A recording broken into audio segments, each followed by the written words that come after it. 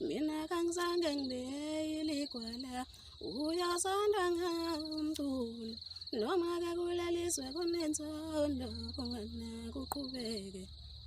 ngabe ngiyawuyeka mina lo mculo ngohlala ekhaya ngiqoyilahle ngishaye izinyoni ekukhona lento lenjingisa ngemibuzo ifika lento yaqala yangibuza ukuthi abantu abakho bazohlani lapha awu amandla sizakuphela awu noma kulelizwe kubi sifasiba sisazokela lenkulelo nesithando okungenzeka uNkulunkulu lapha awu amandla sizakuphela awu noma kulelizwe kubi hlwenguloko khona ingane sisazokela lenkulelo nesithando